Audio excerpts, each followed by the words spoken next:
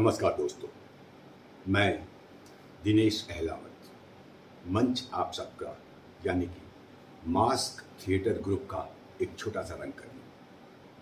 जैसा कि आप जानते ही हैं कि 23 सितंबर से 22 अक्टूबर तक हर सप्ताह हर शनिवार इतवार हमारा हास्य नाटकों का मंचन होने जा रहा है हमारे गुरुजी श्री पंचानन पाठक जी की याद में, जो हम पिछले 20-21 सालों से लगातार करते चले आ रहे हैं आप सभी के सहयोग से, क्योंकि इसमें करने वाले को भी सहयोग होता है और आप दर्शकों का तो विशेष सहयोग होता है, क्योंकि आप नहीं तो हम नहीं, हमारा फेस्टिवल नहीं, हमारा नाटक नहीं।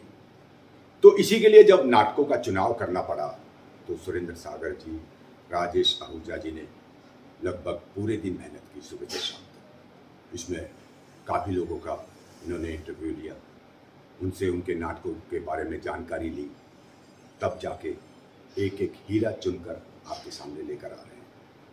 और उन्हीं में से, हमारी ज्यूरी में से, हमारी सिलेक्शन कमेटी में से राजेश आहूजा जी आज हमारे साथ उपस्थित हैं। मैं चाहूँगा उनसे आपको मिलवाऊँ।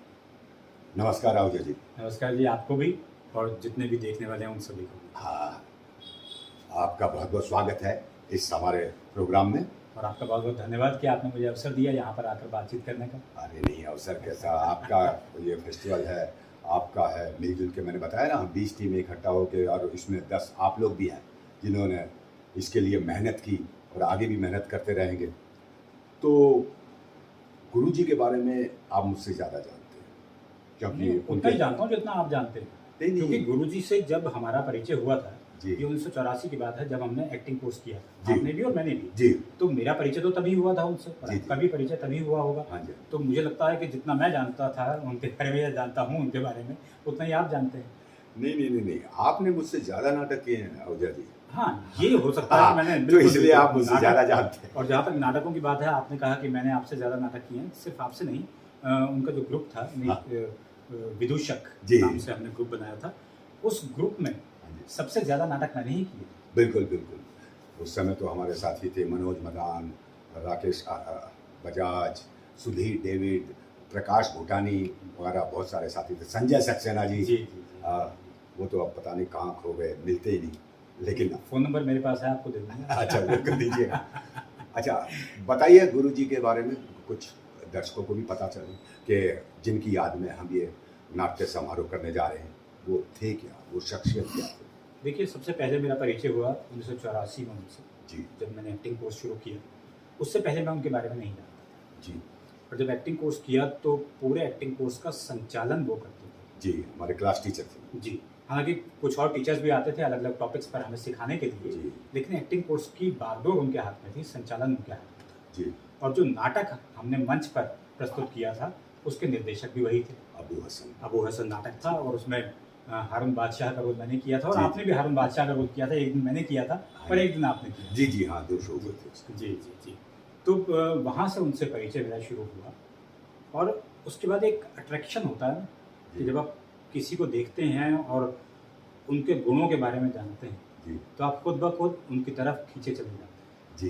तो बस वो खिंचाव सिर्फ मुझ में नहीं था, वो पूरी क्लास में था। पूरी क्लास में था। और यही वजह रही कि जब हमारी क्लास खत्म हो गई तो हमने अपना ग्रुप बनाया और उनके निर्देशन में और नाटक करने का फैसला किया। जी। तो ग्रुप बना, फिर हमने निशाचर से हमने शुरुआत की। जी। निशाचर, 1084 की माँ, कांचन रंग में मैंने मेन कैरेक्टर किया था। जी जी। उसके बाद नायक खलनायक विदूषक, जो कि एक बड़े बजट का नाटक था। बड़े बजट का इसलिए क्योंकि उसमें जो सेट लगा था वो बहुत हैवी सेट था, पुराने ज़माने के पिलर्स उसमें इस्तेमाल हमने किए थे, और बहुत हाई बजट हो गया था। जी बिल्कुल।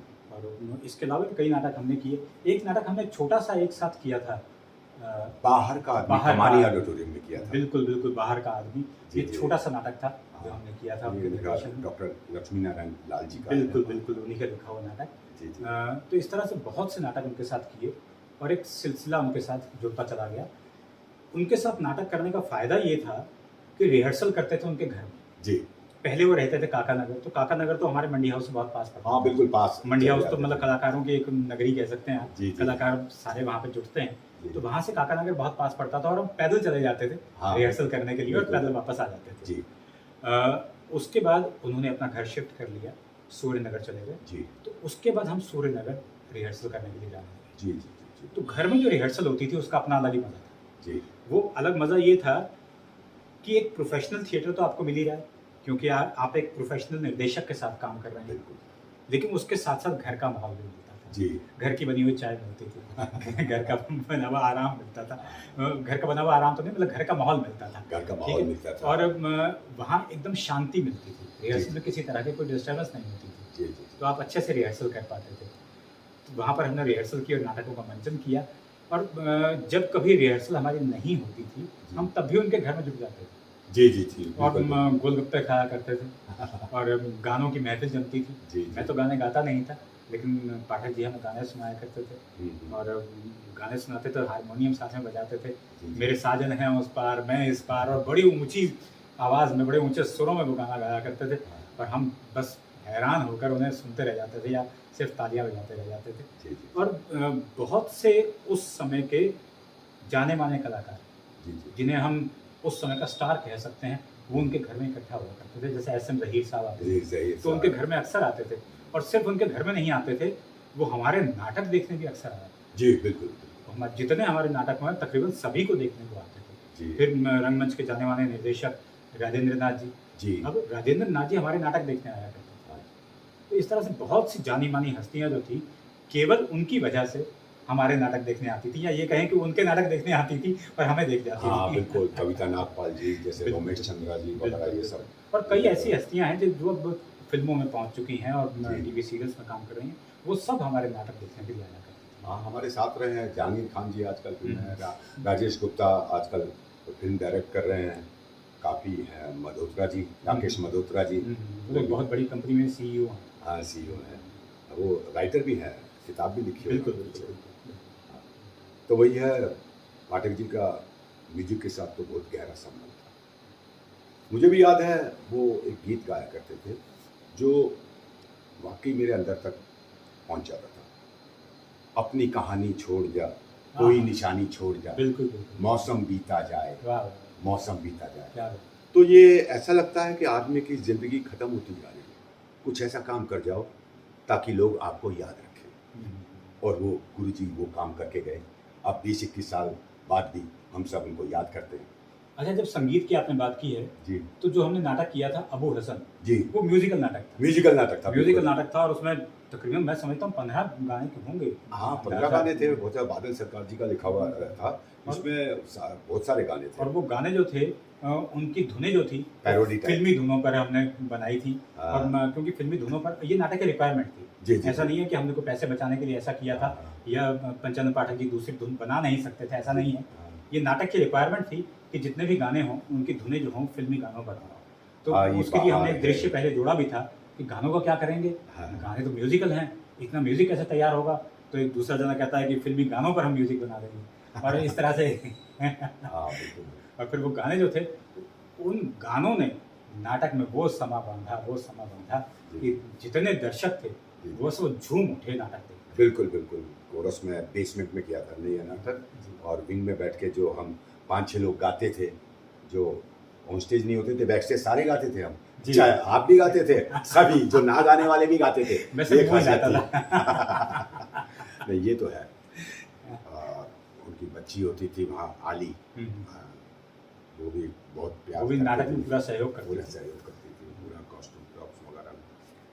अच्छा, आपने जो इस फेस्टिवल के लिए 2023 के लिए नाटकों का चुनाव किया, इसमें आपने सभी निर्देशकों का एक साक्षात्कार लिया, उसमें काफ़ी पूछा आपने नाटक कैसे करोगे, म्यूजिकल है या नहीं है, कॉमेडी कैसे करेंगे, ये कैसे करेंगे, तो आपने काफ़ी जानकारी लेकर ही ये नाटक चुने हैं।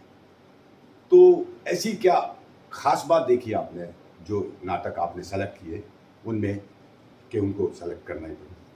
देखिए, ऐसा है, जब भी कोई निर्णय लेना हो ना, जी ये सबसे मुश्किल काम होता है। जी मतलब आप देखिए कि अंतर ज़्यादा नहीं होता, जी एक ग्रुप में और दूसरे ग्रुप में अंतर ज़्यादा नहीं होता। सोचने में मुश्किल हो जाती है कि इस ग्रुप को चुना जाए या उस ग्रुप को चुना जाए, जी ये बहुत मुश्किल हो जाती है।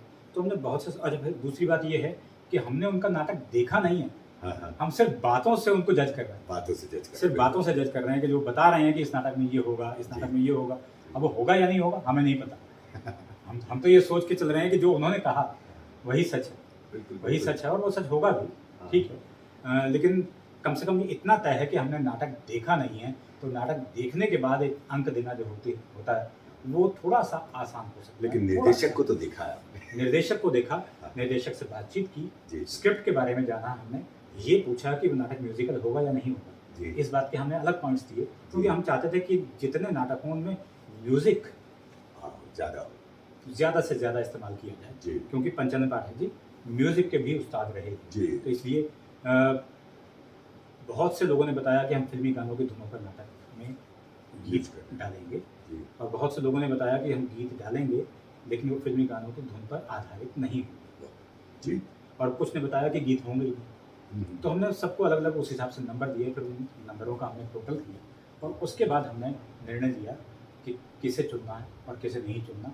और एक निर्णय बल्कि हमने नहीं दिया, हम ये कहेंगे हमने एक सुझाव दिया। जी जी जी सुझाव दिया तो सुरेंद्र सागर और मैं, जी जी हम दोनों ने मिलकर ये सुझाव दिया और सुझाव फिर आपके पास भेज दिए और आपने फिर उन बघेले सुझावों- साहब के बघेले तनेजा साहब पास के भेज मैंने दिया। राय लेके उसको और फिर फाइनल उन्होंने निर्णय दिया। जी जी जी जी हाँ, उन्होंने कोई चेंज नहीं किया, जो आपने सुझाव दिया वो पूरा का पूरा यूं का यूं मान लिया।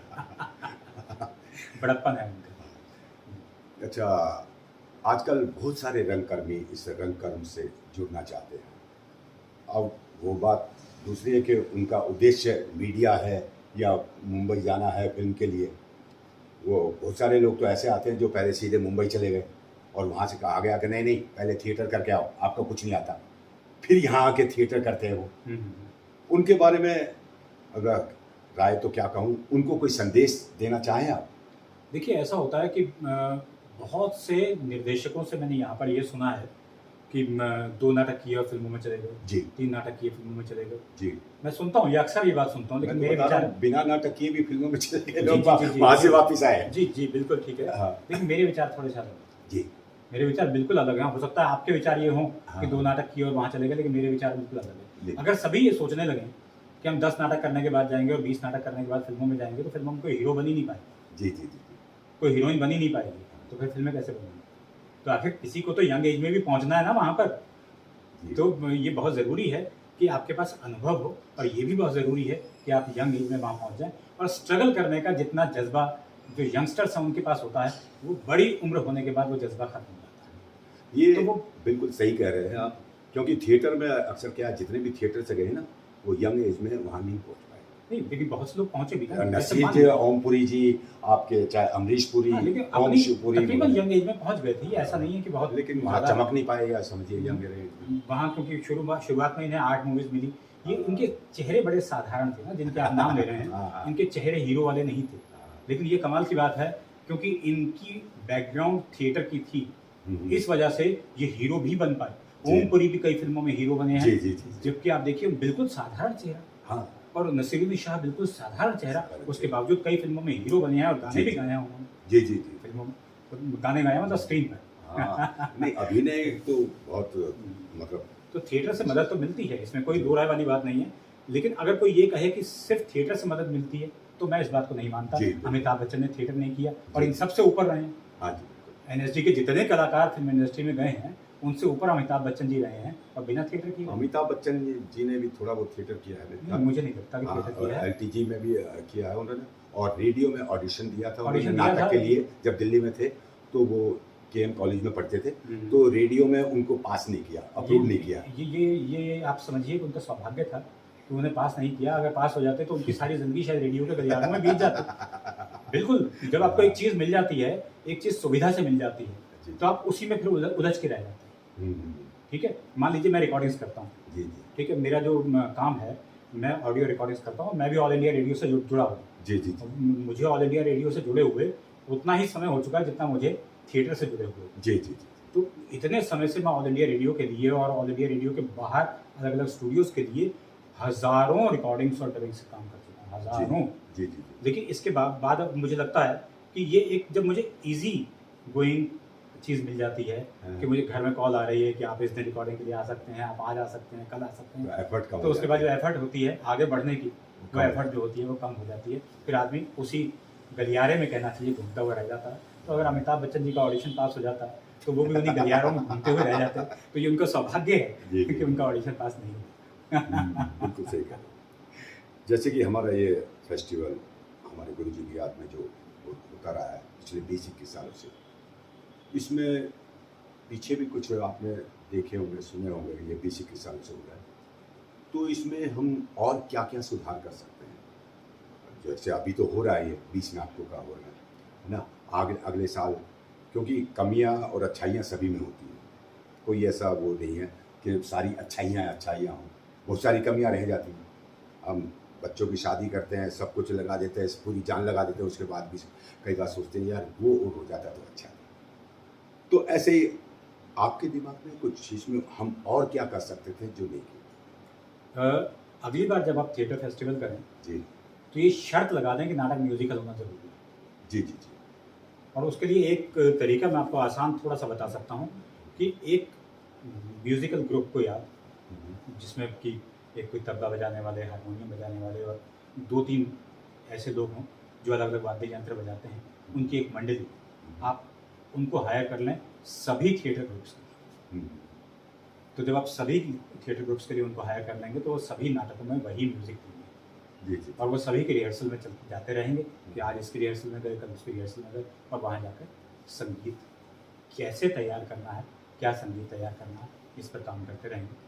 और पूरा का पूरा नाटक अगर म्यूजिकल होगा तो मुझे लगता है कि पंचानन पाठक जी को वो सच्ची श्रद्धांजलि, बिल्कुल सच्ची श्रद्धांजलि। हाँ, इसमें तो आप बजट बढ़ा रहे हैं हमारा बहुत ज़्यादा। तभी मैंने कहा कि एक ही मंडली को ले लीजिए, इसलिए मैंने कहा ताकि बजट कम हो सके। हाँ, बजट कम हो सके। और फिर म्यूजिक के लिए ना उनको डायरेक्शन, निर्देशन भी उसी हिसाब से करना पड़ेगा। जो म्यूजिक बैकग्राउंड म्यूजिक होगा उसके लिए डायरेक्टर को टाइम छोड़ना पड़ेगा डायलॉग के बीच में वगैरह। और डायरेक्टर की अपनी सोच होती है, फिर भी कोशिश करेंगे यहाँ एक हारमोनियम वाला या कीबोर्ड और एक्टोपैड वाला अगली बार देखा जाए, ताकि, लेकिन उनको हम तो 7 दिन दे पाएंगे क्योंकि हमारे रिहर्सल शो रेगुलर होंगे हर शनिवार इतवार, तो सबके पास तो जा नहीं पाएंगे। नहीं, रिहर्सल तो आपके 1 महीना पहले से शुरू हो जाती है ना। हाँ जी। तो पहले से ही सबके यहाँ जाना शुरू कर देंगे ना, और उनके गाने ले लेंगे और उनकी धुन वो तैयार कर लेंगे। और उनकी धुन तैयार करके एक ट्राई करके देखिए, कोशिश करके देखिए, अगर किया जा सके जी जी तो अच्छा रहेगा। नहीं, बिल्कुल। हाँ, रिकॉर्डेड म्यूजिक तो बेकार होता है, जो लाइव म्यूजिक में मज़ा है। लाइव म्यूजिक में जो मज़ा है, लाइव म्यूजिक में दर्शक झूम उठते हैं साथ में। बिल्कुल बिल्कुल, ये तो है। गाने हैं, मेरा तो अधिकतर ये रुचि है, मैं अपने नाटकों में गाने भी डालता हूँ। मशीन कवाड़ी की, गधे की बारात, बुढ़ा मर गया, बगिया बाछाराम की वगैरह, ये सब सभी में 2-3 गाने होते हैं। तो अच्छी बात है ये। तो मैंने गुरुजी से यही शिक्षा ज़्यादा ली है कि म्यूजिकल प्ले वो तो अपने आप में कंप्लीट प्ले होता है। बिल्कुल। तो और कुछ कहना चाहेंगे आप हमारे व्यूअर को? बस यही कहना चाहूँगा कि ये समारोह हो रहा है शनिवार इतवार को, इसलिए रखते हैं हम ताकि आप आसानी से आ पाएँ। छुट्टी के दिन होते हैं अक्सर ज़्यादातर लोगों के लिए, शनिवार और इतवार वीकेंड आ जाता है या छुट्टी का दिन आ जाता है, तो आप आसानी से आ पाएँ, इसलिए शनिवार और इतवार का दिन रखा जाता है। समय 4 बजे का और 7 बजे। 4 बजे और 7 बजे 2 शो हुआ करेंगे। शनिवार को भी 2 शो हुआ करेंगे, रविवार को भी। आप आएँ, इस नाटक की शोभा बढ़ाएं और अपनी तालियों से जो कलाकार मंच पर हैं उनका हौसला बढ़ाएं। बस इतना कह सकता हूँ। जी जी। हमारा 23 सितंबर से ये नाटक समारोह शुरू होने जा रहा है। सबसे पहला नाटक है इसमें मोलियर का कंजूस, जिसके निर्देशक हैं अमूल सागर जी। और 7 बजे है सस्ते जहाज का सपना, जी हाँ, जिसके निर्देशक हैं राजीव मैनी जी। और फिर 24 तारीख को भी हमारा नाटक है थैंक्स गॉड इट्स फ्राइडे, राखी मानव जी के निर्देशन में है ये। और इसी तरह हमारे नाटक चलते रहेंगे। मैं चाहूँगा अवश्य समय निकालिए। टिकट्स इनकी बुक माई शो पे मिल रही हैं, सभी टिकट्स उपलब्ध हैं। तो धन्यवाद, बहुत बहुत शुक्रिया। आपसे मिलेंगे 23 सितंबर को LTG में। धन्यवाद।